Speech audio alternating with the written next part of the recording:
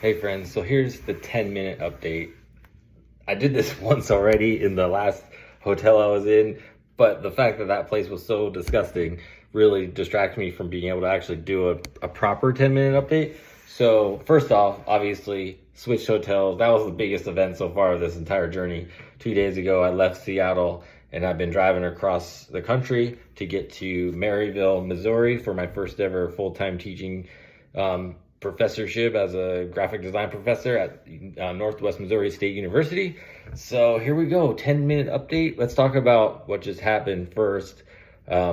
Motel 6 in South Dakota here is trash. Is like where I'm in Rapid City.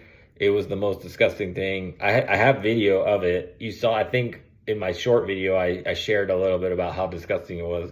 So, and I just couldn't feel comfortable. I was just like, I cannot relax. There was like hair in the bed. There was like, it was like gross. It was like the walls had stains on them. It was the most disgusting thing. So, hopefully I'll get a refund. It was only $90. So I mean, that's not the end of the world. If I lose $90, who cares? But it's just, I was feeling anxious. I was almost about to just grit it out and stay there just because my introverted nature in myself is not the type to get confrontational. So I went to the front desk and I was just like, I want a refund. And they were like totally understandable. I bet that happens a lot there or something because yeah, it's pretty bad. The story that they told me was, and then I looked at reviews. So I just went Motel 6, no big deal, expecting some just baseline standard. And then I looked at the reviews of that particular Motel 6 and it was like the same thing. Same thing I experienced was tons of people. It was like really bad reviews. And I didn't think to look at the reviews. I was just like, Motel 6, no problem. Because I stayed in Butte, Montana. I stayed at a Motel 6 and it was fine. And I stayed at a Motel 6 in San Diego. It was fine. They're not fancy. They're just fine. But this place was disgusting. So I couldn't feel comfortable. I was just like, and then I was like, I just packed all my stuff in the car. I called my sister and was like, hey, do you have any cash? Because I got to get out of here. And she was like, yeah, I'll send you some cash. So she hooked me up. Thank you. My sister is amazing. She's been, I've said this before, she's definitely been my biggest supporter throughout my life in terms of my art, my career, all the things.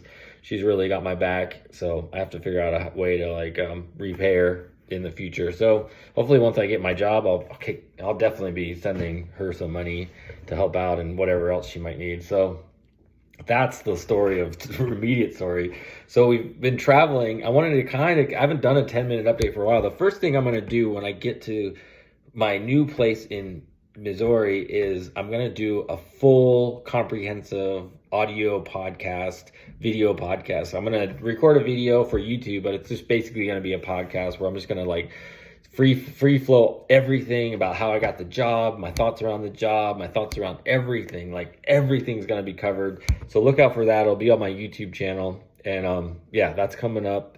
I get to Missouri on Tuesday. I'm going to load up.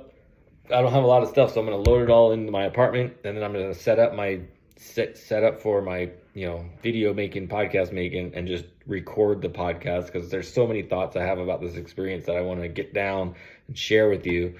So look out for that. But for now, a couple greatest hits right now. Like I just wanted to mention some things that some what's the word I'm looking for? Like observations I made traveling through Montana, through Idaho, through Washington, basically.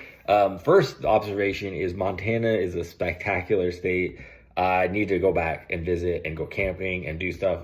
Really spectacular. I still think Pacific Northwest, Washington is number one in terms of beauty, but Montana is pretty spectacular. So check it out. What it made me think of is how I really feel like Mother Nature, there's like this idea that people think like this technology, what we've done to the planet is bad for the planet, essentially. Yes, there's an argument to be had there. However, I feel like Mother Nature is proud of us for having ingenuity, learning things and advancing our society so that we can explore Mother Nature even more, like building roads to go places and see more of it, and and then building airplanes and trains and all those kind of things. So like giving us more access to this beautiful planet. And so I think Mother Nature's like, I'm proud of these little things called humans, because you know, when you look at like Montana, especially like looking at like we are so insignificant to the planet. You know, it's like we are so small. We are just little specks of whatever, and the planet is like, and Mother Nature is just like, you know, haha, you have nothing on me, you know, kind of idea. So I don't know. It's just some of those thoughts in my head, and I just think Mother Nature, she wants us to explore. She wants us to grow and evolve as humanity. I just think she wants us also to pick up after ourselves, basically clean up after ourselves, pick up our garbage, basically pick up our litter, and then obviously, you know, clean up after if we make big messes, toxic messes on, you know, oil spills and radioactive messes, you know, clean up after ourselves is really what she wants us to do. So that's what I think. That's my thought philosophy on it. A couple other observations. Small towns really obey the speed limit. No jokes. They obey the speed limit. Like some of these small towns driving through, if it was that speed limit in like San Diego and West Coast, we'd be going 20 miles an hour over the speed limit. But small towns obey the speed limit. And speaking of speed limits, Montana has a speed limit of 80 miles an hour going through Montana, which is ridiculous. It's almost like scary to go that long. I mean, I went 80 miles an hour on the freeway in San Diego, but it was always short stints, and you were on the freeway and you had to like slow down and speed up at times. But to go like, you know, hundreds of miles, 80 miles an hour on roads that actually, it's not just the all straightaway, it's like turns, it's actually kind of scary. So get a sports car and drive through Montana. You might have some fun. But that's another observation. And what else is there? There's a few more. One observation I wanted to make as well is this idea of, I really feel like I understand more now why our society is like it is, because environment makes such a big impact on our perception of the world. And it's just a different way of life outside of a city. Urban life and rural life is so different in this, especially when you're way out here in the middle of nowhere like I am right now. It's so different that it's no wonder there's such a divide in our society, because it's like we think differently. We just have a different way. And I experienced this when I lived in San Diego from Seattle, just the culture difference of Seattle to San Diego, and how much the environment made such a difference in the way people acted. It's like, it's obvious that it's happening, you know, with, you know, rural, like this Midwest vibe and coastal vibes and stuff, and how it's so different, and how much we don't understand each other. And it got me thinking about how that it's even more important for our politicians, the people that are supposed to be leading us, the people that are supposed to be like know better than us. It's their responsibility to be ambassadors for us, so that they're the ones that kind of talk to each other and get to know each other, and then share the good word back to their communities, also representing their communities. But I feel like one of the biggest problems, and I'm not gonna have enough time to really dissect all this, but the feeling is there's too many, especially in the conservative section of our policies, there's too much making differences something that separates us, and it's something that not to sell, something to like to spread fear between us, rather than going like, yes, these people that live in the city are good people, they just think and act differently. These people that live in the rural areas are good people, they just think and act differently.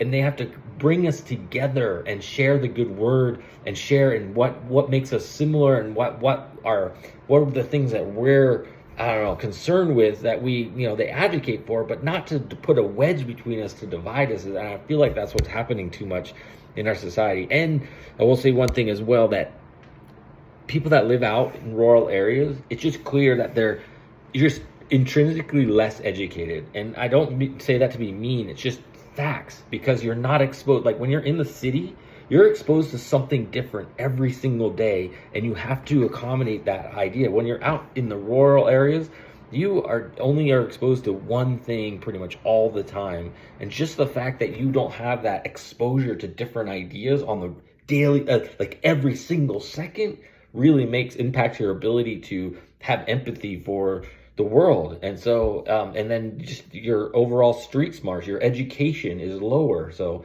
it's really important that we educate more people about the world. All right. Support independent art by following me. Peace, my friends.